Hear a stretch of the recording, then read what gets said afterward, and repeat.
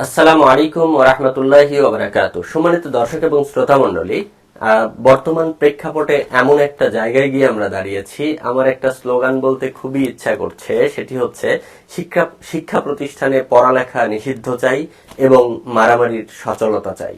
অর্থাৎ আমরা ছাত্র, আমরা শিক্ষা প্রতিষ্ঠানে আর পড়াশোনা করতে চাই না। পড়াশোনা আমাদের করতে ভালো লাগে না, আমরা পড়াশোনা করতে চাই না।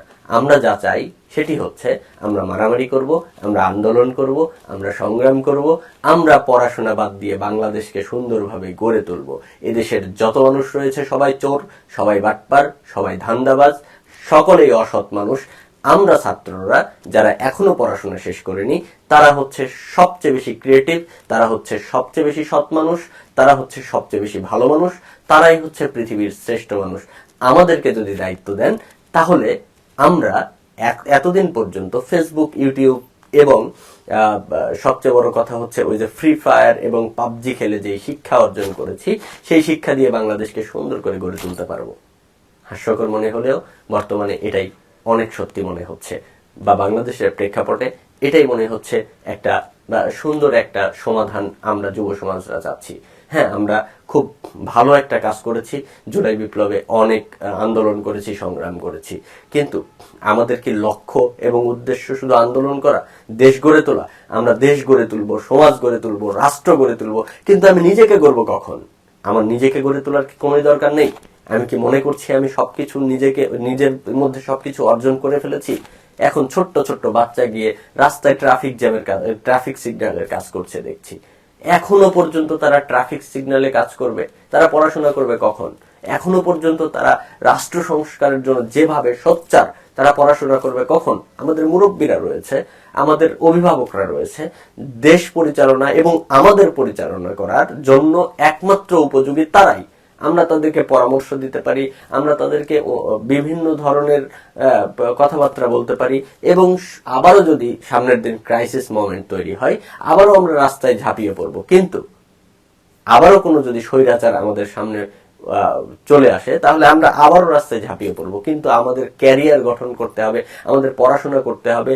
আমরা ছোট ছোট বাচ্চারা যারা ক্লাস 4, 5, 6, 7, 8 থেকে শুরু করে ইন্টার, এসএসসি, ইন্টার এবং অনার্স ফার্স্ট ইয়ার থেকে first year, second year, third year, fourth ইয়ারে যারা পড়াশোনা করছি, তারাও আজকে কেন যেন খুবই অ্যাটাকিং মাইন্ডের হয়ে গেছে। আমরা শুধু আন্দোলনই করতে চাই, আন্দোলনই করতে চাই। পরীক্ষায় ফেল করেছি, আমরা আন্দোলন করতে চাই যে আমাদেরকে পাশ করিয়ে দেওয়া হোক। আমরা পরীক্ষায় খারাপ রেজাল্ট করেছি, প্রশ্নপত্র খুব কঠিন হয়েছে, তাই আমরা এই পরীক্ষায় পাশ করতে পারিনি বা রেজাল্ট খারাপ করেছি, অতএব যে প্রশ্ন করেছে তার শাস্তি চাই, এটা নিয়েও আন্দোলন। এরকম ভাবে আমরা উদ্ভট কিছু আন্দোলন নিয়ে জাতির সম্মুখে উপস্থিত হয়েছি। এত কিছু দেখার পরে আমার কাছে বলতে ইচ্ছা করছে যে এখন আমাদের ছাত্রদের একটাই মাত্র হয়তো বা স্লোগান, সেটা হচ্ছে শিক্ষা প্রতিষ্ঠানে পড়াশোনা নিষিদ্ধ চাই আর মারামারির সচলতা চাই। আমাদের স্লোগান কি এরকমই হওয়া উচিত? বাংলাদেশের ছাত্র এবং যুবকদের এখন সামনের দিনে করণীয় কি? আপনি বাংলাদেশের ছাত্র এবং যুবকদের করণীয় কি বলে মনে করেন? আমার কাছে মনে হয় যে আমাদের আন্দোলন যথেষ্ট হয়েছে। আমাদের ভ্যালুয়েবল পার্সনদের কাছে এবং যারা সমাজ এবং রাষ্ট্রকে যথাযথভাবে পরিচালনা করতে পারে, তাদের কাছে আমাদের এই সমাজ এবং রাষ্ট্রকে হস্তক্ষেপ করে তাদের হাতে তুলে দিয়ে আমাদের পড়ার টেবিলে ফিরে যাওয়া উচিত এবং আমাদের নিজেদেরকে গড়ে তোলা উচিত, এমন ভাবে গড়ে তোলা উচিত যেন সামনের দিনের বাংলাদেশের নেতৃত্ব আমি এবং আপনি দিতে পারি। তাই আসুন আমরা নিজেদেরকে গড়ে তুলি, আমরা নিজেদেরকে সক্রিয় করি, আমরা নিজেদেরকে আরো নলেজেবল করি, আমরা নিজেদেরকে আরো বিজ্ঞ হিসাবে গড়ে তুলি এবং নিজেদের ক্রিয়েটিভিটিকে বৃদ্ধি করি।